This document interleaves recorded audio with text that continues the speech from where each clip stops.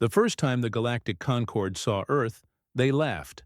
Not out of malice, at least not entirely, but from disbelief. To them, a planet so hostile, so drenched in violence and chaos, could never have produced sapient life. Earth was labeled a Death World Class FEW, a designation reserved for places where nature itself rejected civilization. The creatures were too aggressive, the weather too unstable, the flora too toxic. No rational species, they said, could survive there long enough to build fire, let alone spacecraft. Yet somehow humanity had done both. For centuries, the Council dismissed the reports of a rising Terran presence. Their first transmissions were full of noise and war, primitive electromagnetic bursts of conflict, rage, and sorrow. "They're savages," declared Chancellor Velcor of the Othari Dominion, barely out of their tribal phase. And so, while the rest of the galaxy spread peacefully across the stars, humanity fought itself into the heavens, clawing through radiation belts and vacuum with metal, grit, and sheer defiance. They arrived late to the galactic stage, but when they came roaring. The first official contact took place above the neutral world of Hethra 9, a shimmering city planet of glass and air, known for its vast marketplaces and its strict no-violence laws. The Concord chose it because they thought it safe, sterile, civilized, and far from the dangers of primitive aggression. Ambassador Tolan of the Elith was chosen to greet them. He stood tall and crystalline, his body translucent in the light of Hethra's twin suns. Around him floated dozens of delegates, their bodies delicate and shimmering. Species evolved on gentle worlds where claws and teeth had long been forgotten. When the Terran ship Dauntless arrived, it didn't glide in with grace like the others. It burned in through the upper atmosphere, its hull scorched from entry, engines roaring like thunder. The Planetary Traffic Authority panicked. No ship entered orbit so recklessly. But the Dauntless didn't crash. It landed with brutal precision, kicking up a hurricane of dust and flame. The hatch opened, and from within, humans emerged. They were nothing like the graceful Elith or the feathery Seraphids. Their bodies were dense, muscled, built for strain. Their armor looked more like animal hide fused with metal. Their eyes adjusted quickly to the twin suns, unshielded. The first thing the human commander did was take a deep breath of Hethra's air and grin. "Smells like home," he said, his voice echoing through the translation fields. "Bit clean, though." Ambassador Tolan's crystalline mouth clicked uneasily. "Welcome, humans of Terra," he said. "We are honored to—" The human cut him off with a handshake, nearly cracking Tolan's fragile wrist. "Name's Captain Elena Drake of the Terran Federation." "We come in peace, mostly," the gathered species whispered. "Mostly?" one hissed. Elena smiled. "Depends on how the meeting goes." That was humanity's first impression on the galaxy. A species of warriors who joked about peace like it was a weapon. Over the following months, the Terrans astonished and unnerved the Concord in equal measure. They weren't just survivors, they were adapters, planets that would kill any other species in hours. They called challenging but doable. When offered trade routes through stable systems, they instead settled on volcanic moons and Arctic wastelands. Ambassador Tolan once asked Captain Drake why they did it. "Because," she said, sipping a drink that could melt Elith crystal, "those nice planets of yours don't teach anything. You grow soft. You forget what it means to earn every breath." Tolan didn't understand then. No one did. But soon, everyone would. A decade after first contact, the Concord was at peace. The great powers had demilitarized long ago. There hadn't been a true war in centuries. Their fleets were ceremonial, their soldiers mostly symbolic. They saw humanity's obsession with defense and weapons as primitive, even humorous. Deathworlders, they called them behind closed doors, always ready to fight ghosts. Then, the ghosts came. They arrived from beyond the galactic rim, machines of unknown origin, immense and mindless. The Council called them the Null Swarm. They didn't conquer worlds. They consumed them. They devoured biomass, metals, atmospheres, anything with structure. Entire planets vanished, leaving only hollow dust shells. The Concord panicked. Their fleets, untested for centuries, shattered in the first week. The Elith shields flickered and fell. The Seraphid defense wings disintegrated under the swarm's kinetic storms. By the end of the first month, 3 systems were gone. "Call the humans," said Chancellor Velcor bitterly during the emergency summit. "If anyone can handle monsters, it's the monsters themselves." The message reached Earth through the relay network over Luna. The humans had been watching the chaos unfold in silence. When the transmission came through, the Terran Defense Council gathered in Geneva. Officers in worn uniforms, scientists in exosuits, veterans whose eyes had seen more wars than the Concord could imagine. "They're asking for help," said Commander Reyes, reading the message. "Same council that called us savages 20 years ago." Across the table, General Saito smiled grimly. "Savages, huh? Let's show them what savages can do." Earth mobilized. The Dauntless returned, this time not alone but leading a fleet of black steel. Each ship bore scars of prior wars. Asteroid impacts, plasma burns, claw marks from alien beasts. The humans didn't build new ships. They reforged old ones. The Valkyrie line deployed from Mars orbit, while Aegis Station on Titan converted mining rigs into mobile rail cannons. Their soldiers weren't sleek or elegant. They were dense, armored, carrying weapons that made Concord engineers flinch. The humans didn't rely on shields. They relied on endurance. When the first null swarm hit the Concord capital world of Hethra, the alien fleets scattered. But from behind them, emerging like a wall of fire, came the Terrans. No music, no announcement, just the roar of engines and the silence of purpose. The humans didn't hesitate. They rammed their ships straight into the swarm's heart, detonating nuclear payloads point blank.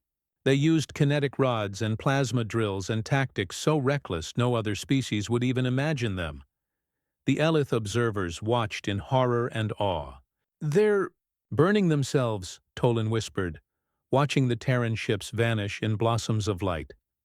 Beside him, Captain Drake's hologram flickered into view. "Not burning," she said. "We're clearing the weeds." The Concord fleets followed, inspired or terrified by humanity's example. For the first time in centuries, alien soldiers fired in anger again. For the first time, they saw death not as a concept, but as a companion. And when the battle was over, the skies of Hethra burned. Millions were dead. But the swarm was gone. Humanity stood among the wreckage, bloodied, unbroken. The Concord held a moment of silence. The humans just reloaded. After Hethra, the tone changed. The laughter stopped. The savages of Earth were now the only shield between the swarm and galactic extinction. The Concord sent envoys with gifts and apologies, pleading for strategy and aid. The Terran answer came not in words, but in action. They began establishing Terran defense fronts on vulnerable worlds, fortifying them with bunkers and orbital cannons. Their engineers taught the Concord to build armor, not art.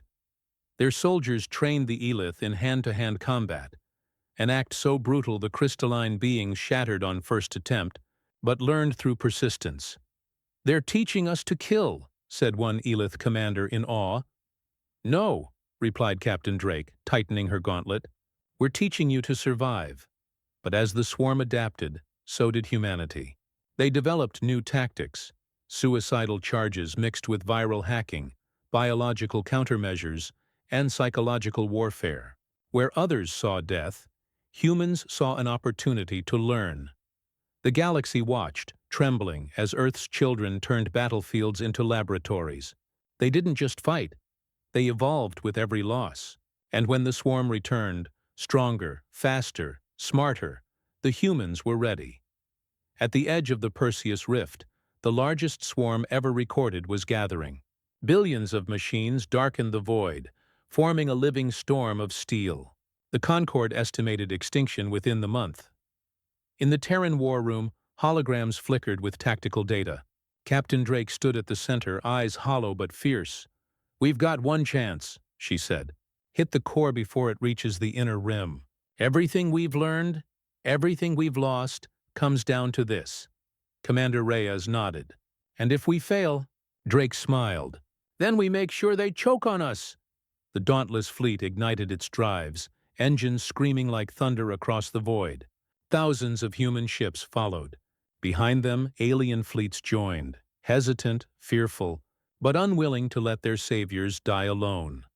It was the largest coalition in galactic history, and as the Dauntless led the charge, Elena Drake opened the interstellar comms and said one sentence, broadcast across every world in the galaxy. "You laughed at the Death World once. Now you fight beside it." Her voice burned through static, through fear, through the endless dark. "This is Earth, and we don't run from monsters. We make them bleed." Then she cut the transmission, and the human fleet dove into the storm.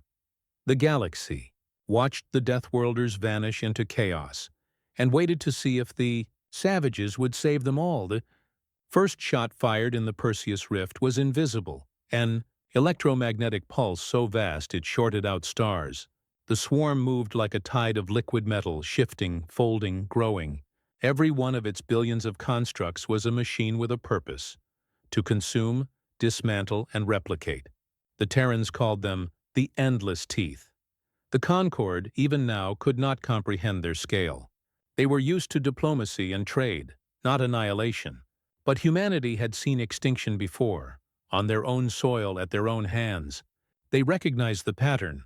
They didn't see a war. They saw a hunt. Captain Elena Drake stood on the bridge of the Dauntless, her armor plates reflecting the flickering light from tactical displays. Around her, the crew moved like a single organism. No wasted words, no hesitation. Every motion was deliberate. The air smelled faintly of ozone and metal. A human ship always carried the scent of its own endurance. Her XO, Commander Reyes, studied the readings. "They've started to split formation. They're surrounding the fleet on 3 vectors." Elena nodded. "Good. Makes them easier to kill." She opened the comms to the Allied fleets. "All units, hold formation. We're the spear, not the wall. Let them come. Let them taste us." The aliens on the other ships didn't understand the tone of her words, didn't grasp the strange joy in her voice. Humanity wasn't afraid of chaos. They thrived in it. It was familiar ground. The first swarm wave hit like a tidal impact. Shards of black metal rained against the Terran hulls, grinding through shields. A Concord frigate shattered instantly, its crew screaming across the network. But the Terrans didn't flinch. The Dauntless turned straight into the wave, her prow glowing red from friction, and unleashed railgun fire so dense it ripped holes through the void itself. Each shot struck with the force of a meteor. Hundreds of swarm units vanished in fire. "Keep the barrels hot," Elena shouted. "If you're not melting your guns, you're wasting metal." The Elith and Seraphid ships tried to mimic their ferocity but faltered under the pressure. Their sleek vessels cracked. Their sensor networks drowned in interference. "We can't hold," cried Admiral Tellus of the Elith. "Our shields are collapsing." Elena's voice cut through the panic. "Then stop hiding behind shields. Use your armor. Use your rage. You don't need to live forever. Just long enough." Something in her tone, cold, unyielding, snapped the Elith out of their despair. They shut off their failing shield arrays and redirected power to engines, fighting alongside the Terrans like cornered predators. For the first time in their history, the Elith fought bare and bleeding. Hours turned to days. The rift burned with the fury of 10,000 suns. Humanity's fleet refused to retreat. When ammunition ran out, they rammed. When hulls cracked, they sealed breaches with polymer foam and kept firing. The swarm adapted fast, learning, changing, creating new configurations mid-battle. But so did the humans. Every Terran officer had one motto carved into their consoles: "If it kills us once, it won't kill us twice." By the end of the second day, they'd devised ways to bait the swarm into crossfire traps. By the third, they began hacking its command patterns using captured fragments. By the fifth, the aliens started calling them by a new name: the Ironborn. But the swarm was infinite, or close enough to it. For every construct destroyed, a dozen emerged from the dark. And when the humans discovered the source, a single structure deep within the rift, they knew they were staring at something older than civilization itself. It was not mechanical. It was biological. a planet-sized organism pulsing with blue energy, feeding on what it devoured. Its surface was covered in growths shaped like cities, each one birthing more of the swarm. Vox AI, monitoring the readings, spoke softly. "If we don't destroy that core, this war will never end." Elena looked at the projection. "We've got one shot," she said. "We drive straight into the heart. Blow it from inside." Reyes hesitated. "That's suicide." She smiled faintly. "I never said it wasn't." She turned to the comms. "All Terran ships, form up. Concord units, fall back to secondary perimeter." "This next part isn't for you," Admiral Tellis protested, his voice sharp with panic. "You can't mean to—" "We can and we do," Elena interrupted. "You called us savages. Time to earn the name." The humans advanced in a wedge formation, the Dauntless at the tip. Swarm entities converged in a hurricane of motion, black shapes blotting out starlight. The Terrans didn't slow. They plowed through, burning everything in their path. Nuclear detonations lit the rift like lightning storms. The fleet's internal comms were a chorus of defiance. Laughter, swearing, half-sung songs of Earth. One pilot screamed, "Tell my wife I recycled the trash for once," before detonating his bomber into a swarm cluster. No one mourned. There was no time for mourning, only purpose. As they neared the core, the swarm began changing. It wasn't mindless anymore. It started speaking, not in sound but in thought. A pressure built across every human mind, an invasive whisper. "You are unstable. You are disease.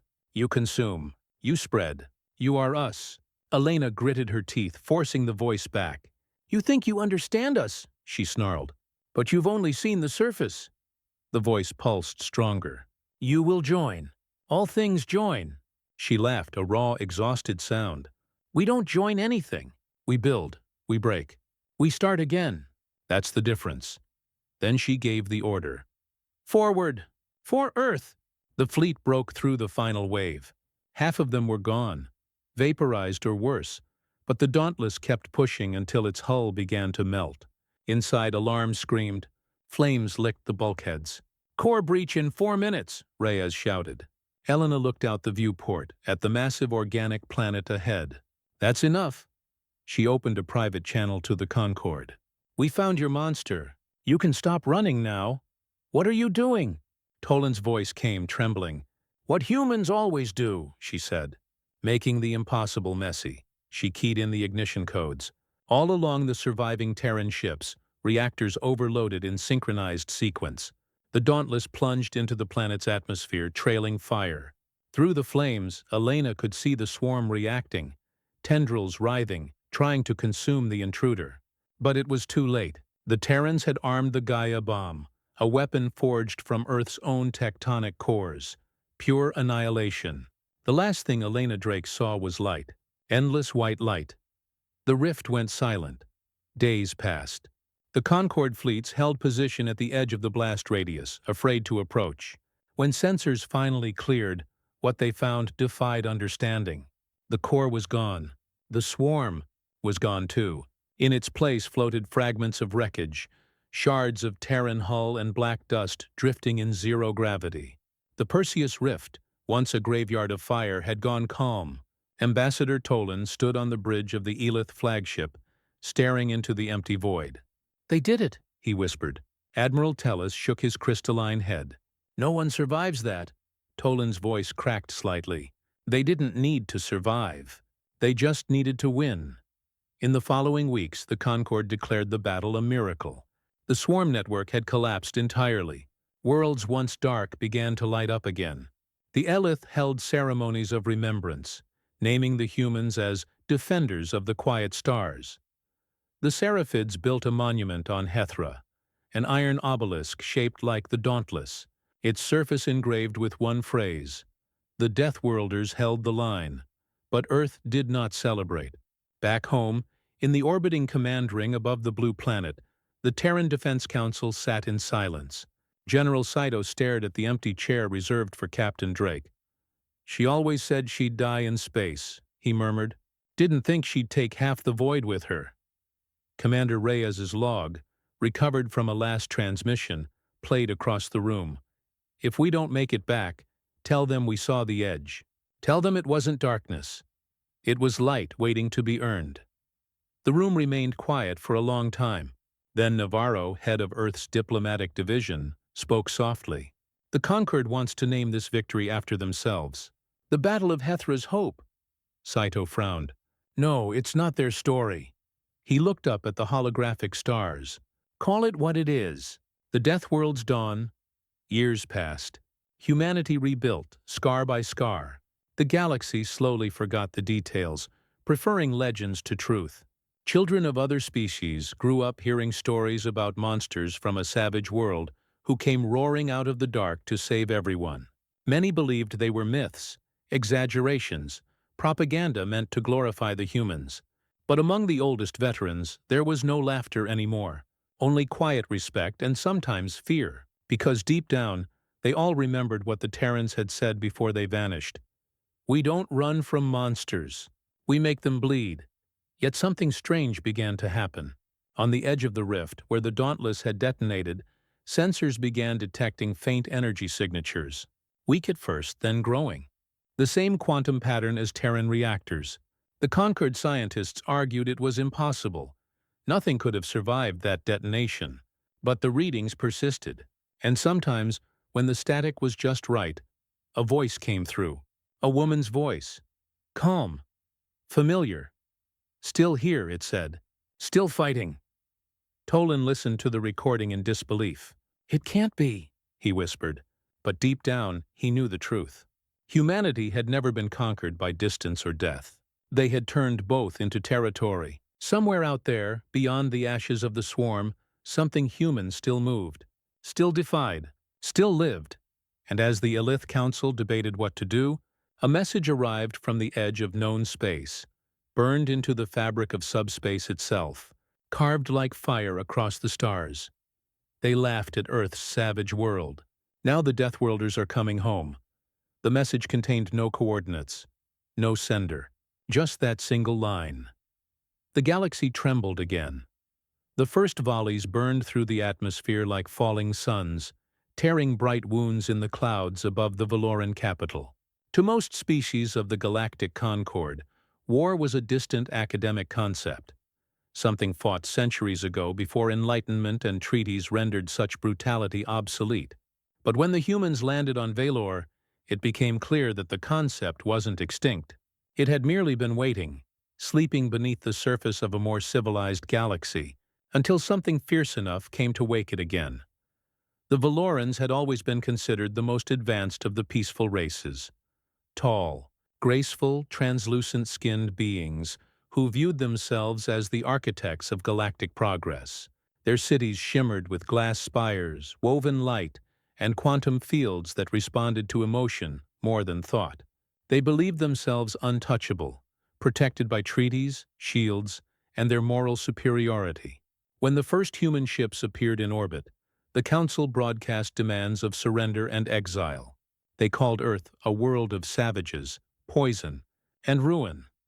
But when the Deathworlders answered, their reply was brief.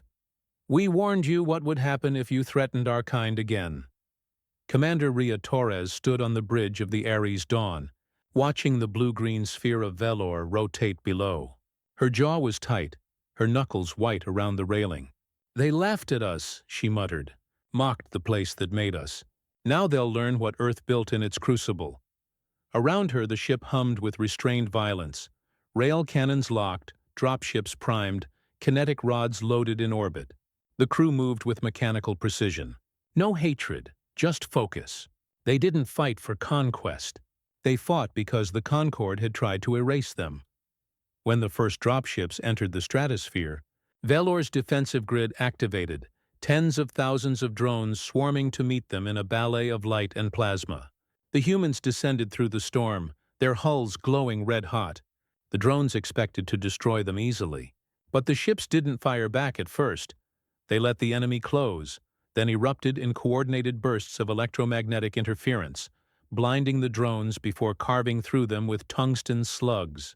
The sky lit with streaks of molten metal. Pieces of drones rained like silver hail across the crystal plains below. On the ground, Valoran militias formed lines near the capital, their energy rifles shimmering in the pale light. They had never fought a real war, never smelled ozone and blood mixing in the dirt. They were told humans were monsters, creatures of rage. But when the first drop pods hit the ground and armored figures stepped out, scarred, silent, eyes cold as the void, they realized the truth was worse. These weren't monsters. They were survivors. Captain Darius Kane led the first assault column, his exosuit streaked with scorch marks from the descent.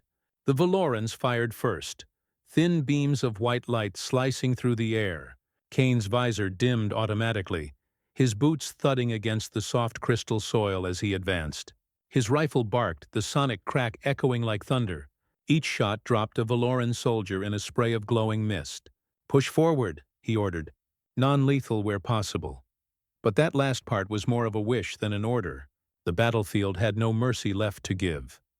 In orbit, Rhea coordinated the landing of humanitarian ships behind the combat waves. They weren't here to conquer the planet. They were here to end the Concorde's tyranny. For every soldier on the ground, a medic followed. For every gunship, a relief freighter hovered behind. It was the paradox of humanity, destruction and mercy, side by side, twin fires burning in the same heart.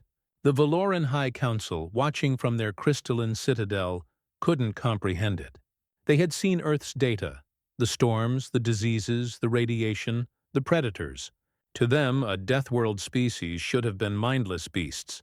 Yet here they were, organized, restrained, and terrifyingly effective. One counselor, her voice trembling, whispered, "We thought they were animals."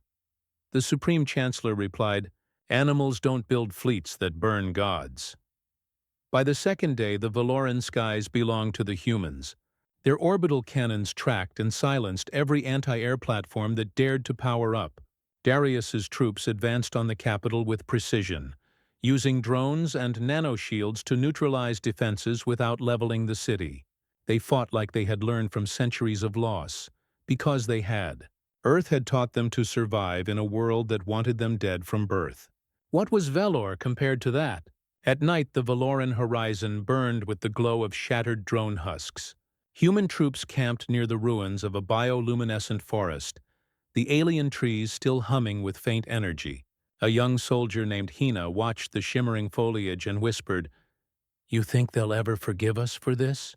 Kane, sitting beside her, didn't look up from cleaning his rifle. "Forgive us for what? For surviving?"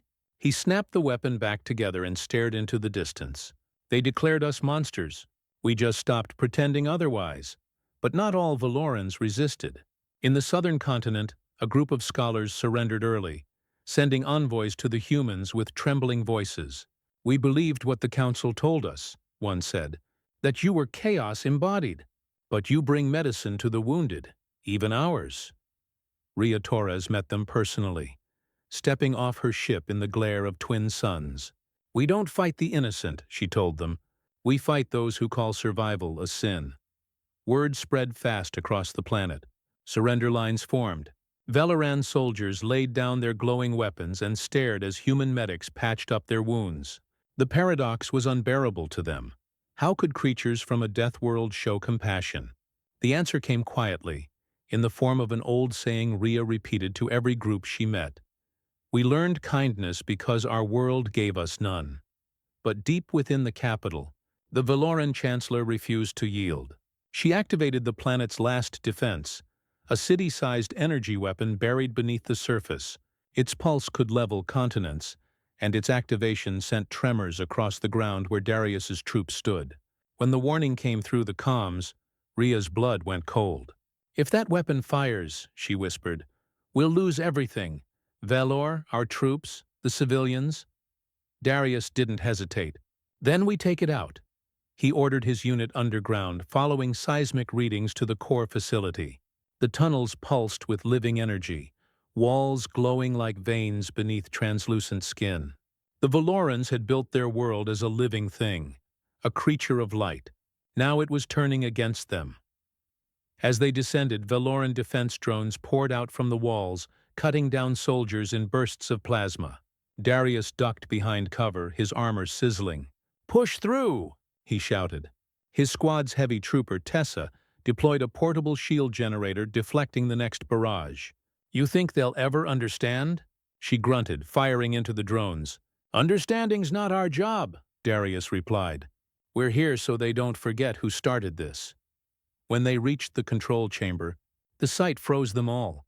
The Chancellor stood before the weapon's interface, her long arms stretched toward the glowing core. She looked almost serene. "You cannot win," she said softly. "You may destroy us, but the galaxy will never forgive you." Darius raised his rifle. Forgiveness was never part of the mission. Then she activated the sequence. The chamber roared to life, the light turning blinding white. Rhea's voice cut through the comms. "Darius, it's charging. You've got 30 seconds." He ran forward, tossing his rifle aside. With a snarl, he slammed his gauntlet into the control node, forcing a manual override. The pain hit instantly. The interface fed raw energy through his suit, burning his nerves. He screamed but didn't stop. "Shut it down," Rhea shouted. "You'll fry yourself." "Better me than a world," he gasped, and slammed his fist again. The core's light flickered, pulsed, and went dark. The silence that followed was deafening. The weapon deactivated. The ground stopped trembling. Darius fell to his knees, smoke rising from his armor. When Rhea's dropship reached the site, the Chancellor was gone, vanished into the shadows of her dying city. Darius lay unconscious, barely breathing, his hand still fused to the control panel. Rhea knelt beside him, her eyes wet despite herself. "You saved them," she whispered, "even when they wanted us dead." As dawn rose over Velor, the first sunlight cut through the dissipating smoke. Human banners fluttered beside Veloran flags on the ruins of the capital. A strange, uneasy peace. Across the galaxy, broadcasts spread of what had happened. The Deathworlders had come, not to conquer, but to end an empire of arrogance. And for the first time, the other races didn't laugh at Earth. They looked upon that savage blue world and realized something profound. Perhaps, in the galaxy's cold, forgiving light, humanity was not the monster after all. They were its reckoning. But even as Velor surrendered, Rhea knew the war wasn't over.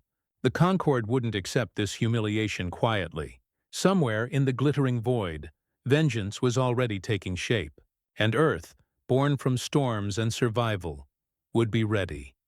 Weeks after the fall of Velor, the galaxy trembled under the silence that followed. News of the Deathworlders' victory rippled through the stars, shattering centuries of complacent peace. The once mighty Concord, an alliance that had laughed at Earth's savage resilience, was fracturing. Some worlds whispered of rebellion, inspired by humanity's defiance. Others called for vengeance, terrified that the monsters they had mocked now stood unchallenged. The Veloran cities smoldered beneath twin suns, their crystal towers reduced to ash and glass. But among the ruins, something new began to grow. Human medics worked beside Veloran healers, patching the wounded and purifying the air of scorched ozone. The war was over, at least on paper, but the air was heavy with tension, like a storm waiting for the next flash of lightning. Commander Rhea Torres stood at the edge of the rebuilt Central Plaza, her reflection shimmering faintly on the cracked crystal floor. Around her, reconstruction drones hummed and crawled like metal insects, sealing the wounds of a world that had once tried to erase her species. "We did what we came to do," said Captain Darius Kane, his voice rough from the burns that still healed across his neck. He walked stiffly, his left arm still wrapped in a regenerative sleeve. "We ended the Concord's tyranny." Rhea turned to him, her expression unreadable. "No," she said quietly. "We just showed them what happens when they forget we bleed too." The Veloran Chancellor, once defiant, had vanished after the battle beneath the capital. For days, the humans searched the underground catacombs, expecting to find her body. Instead, they found traces, energy signatures, life support remnants, faint psionic imprints suggesting she'd escaped off-world. That single fact spread like fire across the fleet. The Chancellor wasn't dead, and wherever she went, she was already preparing her revenge. The Council worlds, shaken and humiliated, called an emergency summit. Rhea was summoned, not as a defendant this time, but as a representative of the Deathworld species. It was almost comical to her. The same beings who had branded Earth a menace now requesting its presence. Still, she went. She owed her people that much. The summit was held on Calresh, a moon made of living coral that pulsed with faint bioluminescent light.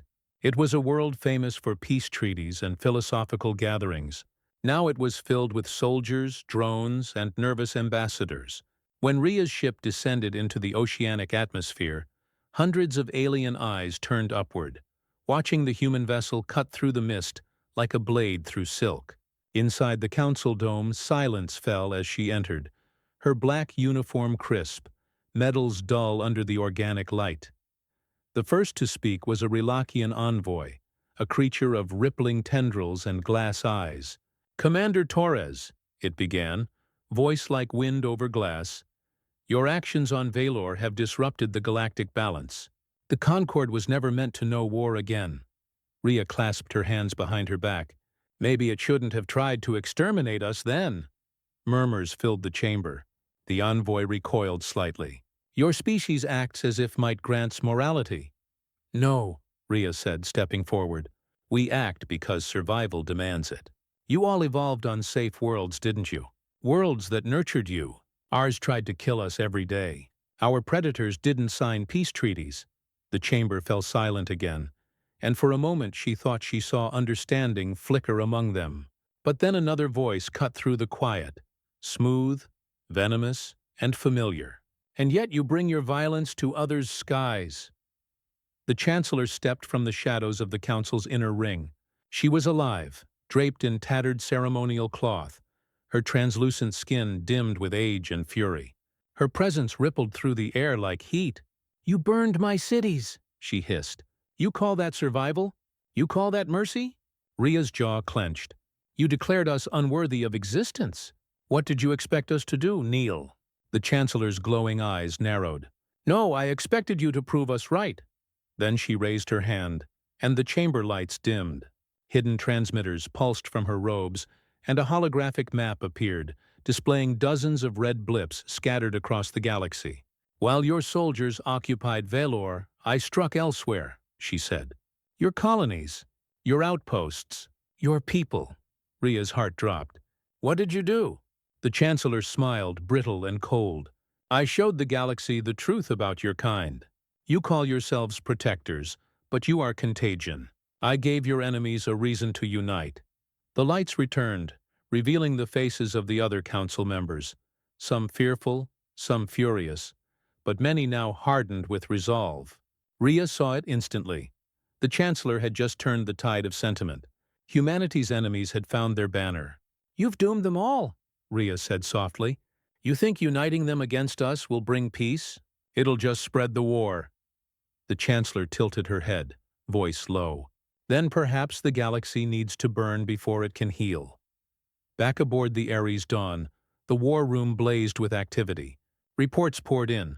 Colonies on Ganymede, Titan, and the Outer Rim attacked. Trade routes severed. Civilian ships vanishing. Rhea stood before the main display, her stomach tight. "They coordinated," Darius muttered. "They had this planned." "No," Rhea said grimly. "They had it waiting. We just gave them the excuse." But humanity didn't crumble. Earth had seen worse. Within days, the Deathworlder fleet mobilized. Soldiers volunteered by the tens of thousands, their eyes burning with the same cold fire that had carried their ancestors through centuries of chaos. On the training decks of orbiting stations, recruits sparred in microgravity, repeating the new rallying cry whispered across every channel. They laughed at our savage world. Now they'll learn what it made us. The war that followed became known in the archives as the Age of Reckoning. Battles stretched across 1,000 light years. Human carriers fought in nebulae dense enough to choke signals, in the ruins of dying stars, in the frozen rings of forgotten worlds. The Concord, once a symbol of unity, shattered into factions, some fighting against Earth, others secretly allying with it. The galaxy learned quickly that humans didn't fight for conquest. They fought with purpose, and that purpose burned brighter than any star. On Velor, The Valoran civilians began to see a different side of their conquerors. Human engineers rebuilt power grids, teaching them how to make machines more efficient. Human doctors treated their sick without asking allegiance. Children who once feared the word Deathworlder now followed soldiers through the markets, laughing at their heavy armor and strange accents. The irony was brutal. The monsters they had feared became their saviors. But the Chancellor's forces were cunning. They avoided direct confrontation, striking at supply lines, ambushing medical ships, using psychological warfare. One by one, allied worlds began to fall silent. "She's not trying to win," Darius said during one grim briefing. "She's trying to make us afraid of ourselves." And she nearly succeeded. When Rhea received a distress signal from the colony on Epsilon Ridge, she knew it was a trap. Every instinct screamed it. But the signal was human. A child's voice repeating coordinates and the words, "Please help us." She couldn't ignore it. The Ares dawn dropped out of warp over the barren world, its surface scarred with craters and ash. What they found there was horror. The colony had been slaughtered. No survivors. Only the child's voice still echoing through transmitters, looping endlessly, a recording meant to lure them in. Rhea stared at the bodies laid out across the gray dust and felt something inside her fracture. She had promised that humanity would prove itself better.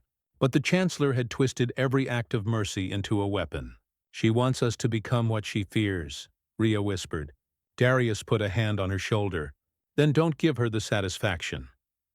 In the final months of the war, the Chancellor gathered her remaining fleets at the edge of the galactic core, a region of collapsing suns and unstable space. The humans followed, battered but unbroken.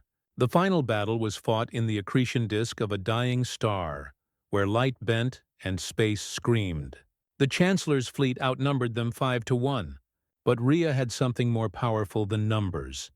She had Deathworlders. When the order came, the Ares dawn plunged through the fire, its shields melting, its hull glowing white. Human ships rammed enemy cruisers head-on, their crews screaming war chants that echoed across comms. "For Earth, for the worlds that mocked us."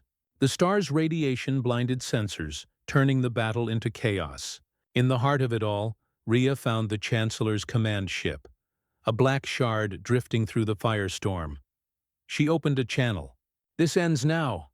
The Chancellor's face appeared, calm even as debris burned around her. "You cannot end what you are," she said. "You will always be Deathworlders." Rhea smiled faintly, tears burning her eyes. "You're right, and that's why we survive." She cut the link and drove her ship straight into the enemy vessel. The collision ignited the reactor cores of both fleets, unleashing a supernova that tore through the system. When the light faded, nothing remained but drifting ash and silence. The Ares dawn was gone. So was the Chancellor. Centuries later, historians would argue about what really happened that day. Some said humanity's final act was vengeance. Others called it sacrifice. But those who had lived through it knew the truth. Earth's children had not come to conquer. They had come to remind the galaxy that strength and mercy were forged in the same fire. And somewhere, far beyond the shattered stars, a quiet blue planet spun beneath the light of a gentle sun, still alive, still waiting. The world that the galaxy had once laughed at, still daring anyone to come and try again.